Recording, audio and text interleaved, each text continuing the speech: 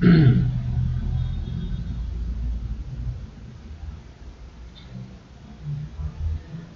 tal amigos? ¿Cómo están todos ustedes? Voy a hablar muy brevemente sobre el informe que hizo Rosa Bartra de la Comisión Lavallato, y se le está reclamando demasiado. Incluso la ministra Montenegro le reclamó a Rosa Bartra que por qué no había incluido a Alan García, porque ella está manifestando que sí lo incluyó en el informe, que sí había documentos sobre Alan García.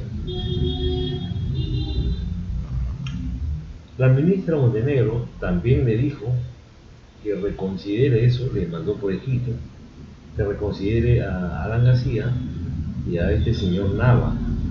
Y por supuesto, Keiko también debería estar. Además, se le pidió que se investigue las obras de Odebrecht desde la época de Fujimori, porque en la época de Fujimori se hicieron muchas más obras, pero los fujimoristas con sus aliados y sus satélites no quisieron que se investigue desde la época de Fujimori, sino para adelante. Habría que recordar también, amigos, que hubo antes una comisión, de la Comisión Pari, ¿se acuerdan de este congresista? Con mucho conocimiento, con mucha sapiencia y con mucha paciencia, estructuró un buen informe de la Comisión Lavallato,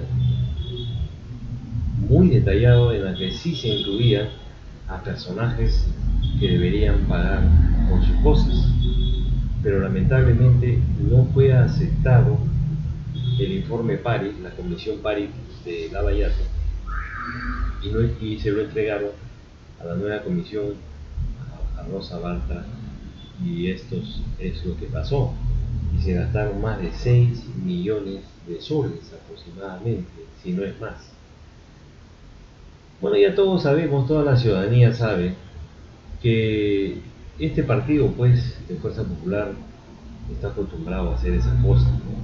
A blindar congresistas, a blindar a fiscales supremos y otras cosas más, ¿no? A entrar, sacar documentos cuando está lacrado un lugar que involucra a su lideresa. Y ya la ciudadanía está harta de esto. Ojalá que pronto se les acabe la inmunidad para que la Fiscalía entre a tallar con todo lo de la ley y castigue a estas personas que muchísimo daño han hecho al Perú. Y mienten con un parplajo, con un desparpajo único, que eso ya es una cuestión psicológica. Yo siempre lo comento cuando converso con mis amigos. Y les digo pues que el doctor Goleman, un psicólogo norteamericano, tiene un libro que se llama La psicología del autoengaño. Y ahí se explican todas las cosas, los procesos que pasan en el cerebro, en el ser humano, y que se protegen a veces inconscientemente, ocultan, mienten, y eso se le hace normal a estas personas que roban, estafan, que delinquen. Me estoy refiriendo en general, y a estas personas de los partidos políticos que mienten y mienten y salen a las cámaras a decir que no es así, a pesar que hay pruebas contundentes en los documentos y en las investigaciones. Eso se trata en este libro, La psicología del autoengaño, del doctor Daniel Goleman, así como la inteligencia emocional, que ya la estoy terminando de leer, del mismo. Y estas personas lo agarran como un hábito, el mentir. Y ya no pueden salir de eso, porque un hábito es muy fuerte, se pega demasiado. Pero la pregunta que se estarán haciendo todos ustedes, porque acabo de decir mentiras, que mienten. Y la mentira tiene dos fundamentos o dos pilares. ¿Por qué se miente? Sería la pregunta. Se miente por dos razones muy importantes: para ocultar algo y para hacer daño a algo. Ese es el proceso y la lectura de los psicólogos sobre la mentira. ¿Se dan cuenta? Para ocultar algo o para hacer daño a algo. Y eso es lo que vemos en la política. Los políticos son muy mentirosos, ya lo tienen en su ADN, y para ellos es normal mentir, o para ellos es normal, para la gran mayoría, entrar en proyectos y cobrar una coima o recibir la suya, porque ese es un proceso también cerebral donde hay las amígdalas que tenemos en el cerebro, y ellas son las que dominan todo eso y nos hacen hacer cosas que no debemos hacer. Yo diría que estos señores que delinquen, que hacen sus travesuras, que lo llaman errores, que eso pues no se lo va a creer nadie, ¿no? Nadie con un poco de intuición, de cultura y de conocimiento le va a creer que eso es un error. Eso es algo hecho a adrede. Y esa es su costumbre. Lamentablemente tenemos esa clase de gente, la gran mayoría también piensa así, porque en el país nunca los presidentes, y lo vuelvo a decir, se han preocupado por la educación, la instrucción y la cultura, ¿no? Son cosas totalmente diferentes. Sin embargo, en otros países se invierte demasiado en educación a fin de que ese país crezca, sea potencia. Miremos nomás los tigres del Asia, ¿no? Invirtieron en educación, en tecnología, y crecieron como crecieron y están ahora. Hace unos meses estuve viendo a un científico chileno que habla sobre el grado de ignorancia que estaba Chile. José Ramírez, que es un astrólogo que se ha ganado muchos premios, muy considerado en Chile, un señor ya más o menos de mi edad. Entonces él decía que en el siglo XIX Chile prácticamente el 90% eran ignorantes. ¿Cómo estaríamos en el Perú? No lo sabemos. Y que al pasar los años, Chile invierte en investigación, en educación, en cultura, y creció bastante. Aunque ahora tenemos los problemas que están pasando Chile, lo que vemos, ¿no? Que parece un reflejo de Latinoamérica o de Sudamérica. No tenemos Argentina con problemas, Ecuador que fue primero violentamente con el alza de los combustibles, se quitaron los subsidios y subieron como 300%, y salieron las revueltas a las calles y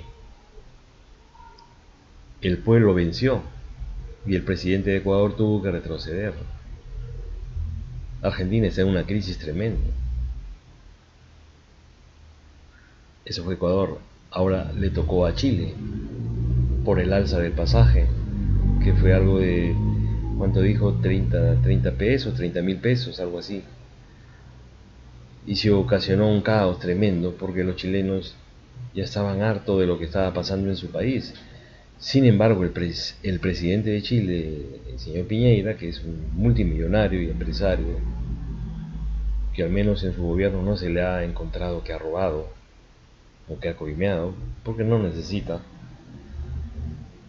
dio a entender al mundo que su país era un paraíso, y en realidad no fue así.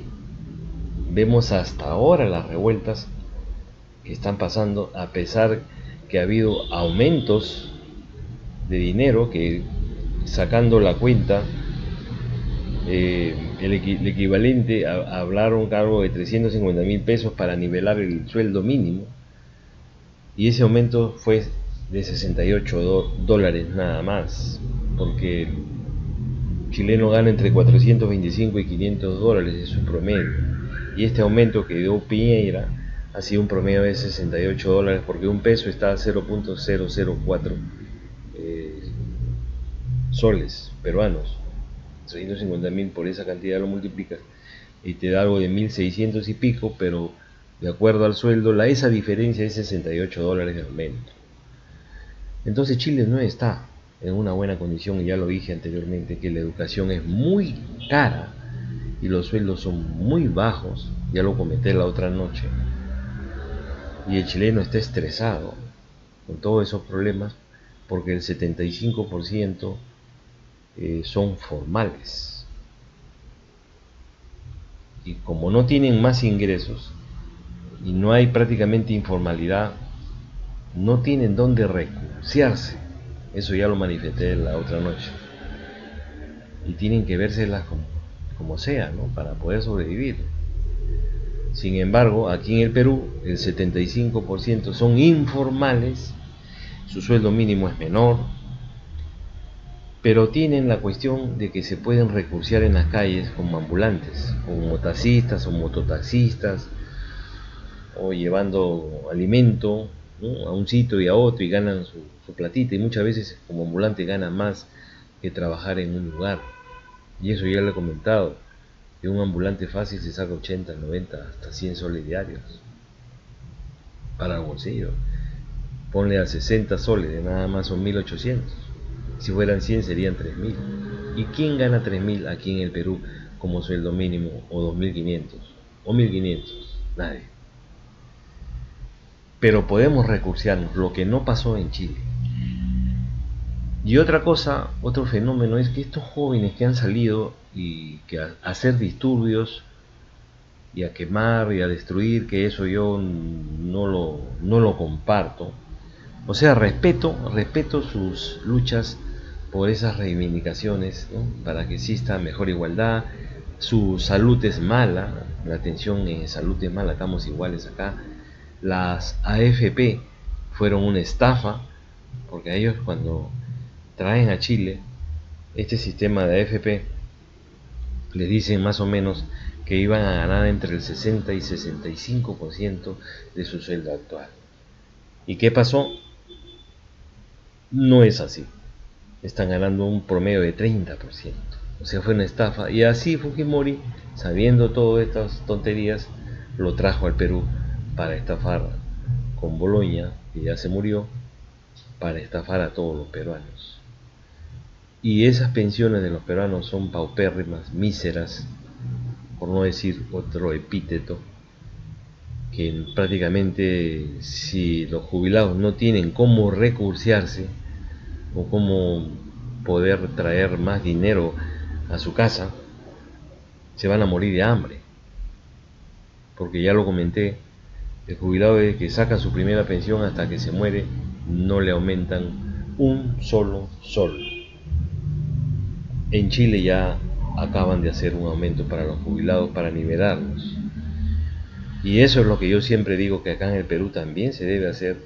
El Estado debería subsidiar a esa masa de jubilados para siquiera ganen el sueldo mínimo. Y ese sueldo mínimo, recuerden, está desfasado, porque ahorita un sueldo mínimo la canasta debe estar ahorita un promedio de 1.800 a 2.000 soles, que debería ser el sueldo mínimo, o sea, casi un 100% más de lo que se está ganando ahora. Yo tengo la esperanza de que eso va a suceder. Se van a nivelar los sueldos de los jubilados, porque si no, va a pasar lo que está pasando en Chile. Y ahí me quedé cuando hablé de los jóvenes y sus protestas, que yo estoy de acuerdo con ellas, pero no comparto la forma en que la están haciendo, porque están destruyendo la propiedad privada, e inclusive ha habido saqueos de los supermercados, ha habido muertos, hasta un niño. Pero la singularidad de esa protesta de los jóvenes, algunos llevaban carteles que decían que sus padres no tenían para comer o se morían de hambre. Se referían a sus padres jubilados. Y presionaron al Estado para que también les suban la pensión a los jubilados. Entonces había una solidaridad en esos reclamos, tanto de los jóvenes, que son las mayorías, y a favor de los viejos, que somos las minorías. En Chile hay una gran carga de jubilados, o sea, hay mucha gente que está jubilada y ya está protestando conjuntamente con los jóvenes. Acá en el Perú no tenemos mucha carga, pero va a llegar el momento cuando esa cantidad de gente, esa masa de gente, va a crecer y va a presionar, y va a pasar lo mismo que en Chile. Estos señores que está pasando en Latinoamérica se está replicando en varios países.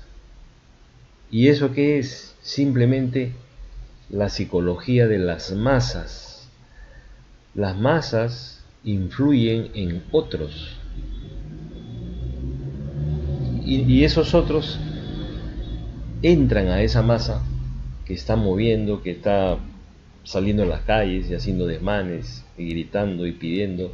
Esa es la psicología de masas. Te absorbe como un agujero negro, ¿no? Te absorbe y tú te imbuyes en eso y sales a protestar. Eso es la psicología de las masas. Y eso lo vas absorbiendo en tu subconsciente. Y ese es un conocimiento más para ti, para cuando quieras protestar. Eso es lo que está pasando. Influye mucho, y como dijo Freud, se crean estereotipos, ¿no?, que son ajenos a los tuyos, y va formando un carácter psicológico. Y eso está pasando en Latinoamérica. Las emociones, al menos de los chilenos, están predominando sobre su inteligencia, su cociente intelectual. O sea, la inteligencia emocional, sus emociones, están bloqueando la razón y están bloqueando la inteligencia propiamente dicha o cociente intelectual de las personas, que se entiende que en Chile son más cultos, tienen mayor instrucción y mayor educación que Perú. Sin embargo, aquí en Perú es lo contrario, no tenemos educación, cultura, instrucción, somos más limitados. Acá hay más analfabetos, allá hay menos analfabetos. Bolivia ya no hay alfabetos. En Bolivia son todos alfabetos, no analfabetos. En Bolivia, por ejemplo, se acabó la anemia, acá todavía tenemos. En Chile no sé cómo estará, no he investigado. Pero mire, todo eso se va a ir juntando, y en el Perú, sobre todo, la corrupción que estamos viendo y estos condenados que nos han robado por decenas de años, 30 años aproximadamente, y se han robado miles de millones. La gente ya está harta y va a empezar a salir a las calles. Por si acaso, yo no estoy soliviantando a la gente, o sea, alzando a la gente, sino que va a empezar a salir y va a reclamar que los corruptos estén presos y que le den pues siquiera 35 o 40 años de cárcel, porque 35 creo que es el mínimo, el máximo. Eso va a pasar en el Perú más adelante. La gente está harta de que no hay trabajo, porque la pregunta sería, o las preguntas, como ciudadano yo diría, ¿qué te da el Estado? ¿Seguridad? No te da. ¿Te da una buena educación? No te da. Vas al hospital, consigues citas fácilmente, no te da. Consigues medicinas fácilmente, tienes que regresar muchas veces a recoger tus medicinas. Antes te daban todas tus medicinas, ahora tienes que ir mes a mes a recoger las medicinas. ¿Cómo te atiende el médico? Hay médicos que son muy secos, muy déspotas, y hay médicos que son muy buena gente, muy tratables, porque hay. O sea, no a todos le va a caer esto, pero falta mucha empatía en los médicos para atender a los clientes. Como ayer hablábamos con mi amigo Uribe, se vuelven insensibles al dolor del paciente, al temor del paciente que si tiene algo. Hay muchos médicos que son así, pero hay muchos también, vuelvo a repetir, que son muy buena gente, que te escuchas, que puedes conversar con ellos un momento, que puedes pedir opinión, que te dan consejo. Ay, y bien por ellos. Y todo puede cambiar, todo se puede arreglar. Entonces, todas estas cosas que están pasando, yo diría otra cosa. Hablamos si la educación no te da el Estado, la seguridad no te da el Estado, la salud no te da el Estado. ¿Te da trabajo? Muy poco. ¿Cómo está tu economía? ¿Te sientes bien? No te sientes bien. La persona que tiene 40 años o 45 años acá en el Perú, difícil que consiga trabajo. Difícil que consiga trabajo. O 38 años. Difícil. Tienes que ser profesional. El adulto mayor, que es a partir de los 60 años, ¿conseguirá trabajo? Debe haber algunos trabajos, pero el 90% de jubilados o adultos mayores no lo consiguen.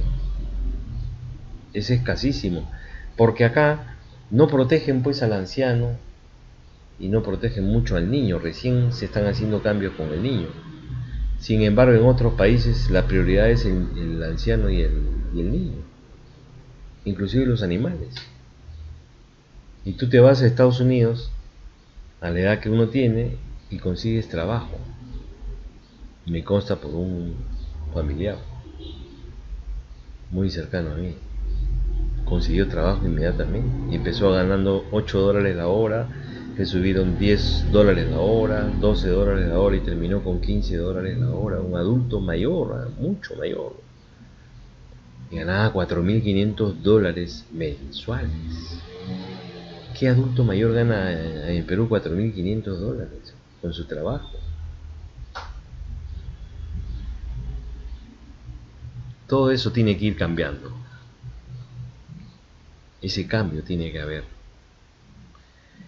Pero para eso pues tenemos que tener presidentes, políticos, que usen esa maravillosa palabra que se llama la empatía. Ponerse en el lugar del otro y sentir su dolor, sus necesidades, compartir sus alegrías. Y ahí decir, oye, yo ya sentí lo que sentía fulano y tal. Qué mal, oye, ¿cómo está? Lo he sentido, ¿no? Es la empatía, ponerse en el lugar del otro y tratar de apoyar, de ayudar, ¿no? En caso de empresarios, aumentarles el sueldo, y hacer como esos pequeños cortos que dan en televisión, como unos pequeños documentales de empresarios multimillonarios, ¿no? Que tienen sus empresas y se disfrazan de empleados, ¿no? Porque hay muchos que, como son tantos empleados, no lo conocen al dueño y se disfrazan de empleados y entran a trabajar a lo más bajo para ver cómo se desenvuelve su empresa y se hace amigo de los trabajadores, y los trabajadores son buena gente, le enseñan el puesto, pasa a otro puesto, le vuelven a enseñar y este multimillonario les pregunta, ¿y cómo estás en tu casa? ¿Cómo está tu familia? ¿Te están pagando bien en la empresa? Entonces ellos les cuentan, ¿no? Mire, sí, que debería haber un poco más de aumento, que tengo una niña que va a entrar a la universidad, una joven, y me falta plata para pagar a la universidad. Me veo preocupado porque no voy a tener para pagarle en los años que va a estudiar mi hija en la universidad. Tengo a mi madre enferma, mi esposa tiene un tumor y tiene que operarse, y así una serie de cosas, ¿no? Yo quisiera estudiar tal cosa, pero no lo he podido porque me puse a trabajar, porque tenía muchos hermanos que mantener, etcétera, etcétera. ¿Y qué hacen estos empresarios?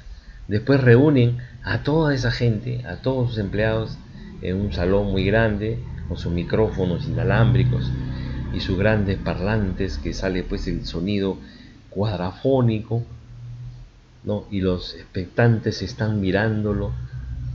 Otros dicen, pero ese señor yo lo he visto. ¿Cómo? Si él es el empleado que lavaba los pisos, o que era el carnicero que cortaba los lomos, los bifes, y no, pero si ese era el que cambiaba los focos, y era el dueño de la empresa, y sale en el auditorio, y todos se quedan perplejos mirándolos. Hagan como una especie de ustedes de memoria, recreen ese momento, la gente, las luces, el micrófono, el sonido, y lo que hablaba este señor, y empieza a hablar y después los llama a los que le habían dicho de que tenían problemas, y los ayuda y les soluciona el problema. Le da para que estudie su hija, como una beca, le da para que se opere la mujer, le da para que se opere la mamá, al otro que quería estudiar o terminar su estudio le da licencia y le paga la universidad. Eso es solidaridad. Eso es ponerse en el lugar de los zapatos del otro, que se llama la gran empatía. Yo pregunto, ¿acá habrá algún empresario o el Estado o el empresariado es empático con sus empleados? ¿O simplemente se llenan los bolsillos de dinero? Y los empleados, y los jefes y funcionarios, que es el motor de la empresa, siquiera están con ellos. Por eso que este país no crece. Sin embargo, otros países hacen eso y crecen, porque el empleado se va a sentir pues identificado con su empresa, va a cuidar su empresa y va a rendir más del 100% en su trabajo, porque a uno lo contratan para rendir el 100%, no el 80 ni el 90, el 100%. Pero como se va a sentir tan identificado con su empresa, va a rendir mucho más y va a sugerir inclusive ideas para que el negocio crezca, y al crecer el negocio ellos van a ganar más.